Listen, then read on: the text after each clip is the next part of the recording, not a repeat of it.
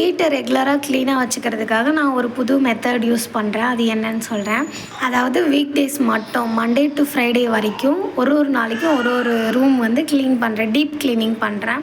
Saturday Sunday leave 2 நாள் rest எடுத்துகிட்டு திரும்ப மண்டேலேருந்து ஸ்டார்ட் பண்ணுவேன். மண்டே வந்து பார்த்திங்கன்னா கிச்சன் க்ளீனிங், டியூஸ்டே பூஜை room, Wednesday bedroom, Thursday balcony, Friday bathroom cleaning. இது இப்படி தான் நான் ஃபாலோ பண்ணிகிட்ருக்கேன். கிச்சனை தான் நல்லா க்ளீன் பண்ணி முடிச்சுட்டு என்னோட சின்ன பையனுக்கு வந்து ஃபுட்டு ரெடி பண்ணியிருந்தேன். அப்புறம் ஒரு வாரம் முழுக்க நம்ம என்ன சமைக்க போகிறோன்றத வந்து ஒரு சார்ட் மாதிரி ரெடி பண்ணி எழுதி வச்சுருந்தேன்.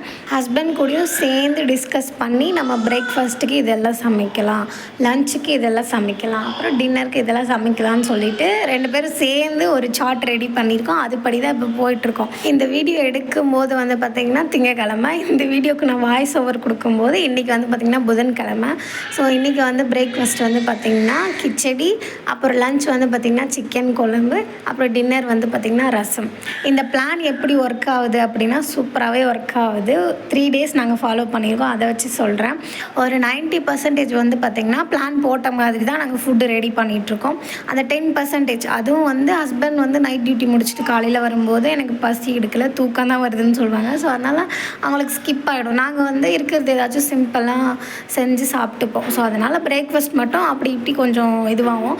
பட் லன்ச்சு டின்னர் இது ரெண்டுமே வந்து பிளான் பண்ணபடி தான் நாங்கள் செஞ்சிட்ருக்கோம். ஸோ நம்ம வந்து என்ன சமைக்கிறதுன்னு யோசிக்கிறத வந்து நிறுத்திட்டு இதுதான் சமைக்க போகிறோம் அப்படின்னு தெரிஞ்சிச்சுன்னா அதுக்கான ஏற்பாடு பண்ணுவோம். அன்றைக்கி நைட்டு ஆரிஷ்காக அவங்க டேடி வந்து பார்த்திங்கன்னா நிறைய ஸ்நாக்ஸ்லாம் வாங்கிட்டு வந்திருந்தாங்க. அது எல்லாத்தையுமே ஆரிஷ் தான் எடுத்து வீடியோவில் காமிச்சிட்டு இருந்தான். ஓகே, நம்ம சேனலை மறக்காமல் சப்ஸ்கிரைப் பண்ணுங்கள். ஓகே, பாய்.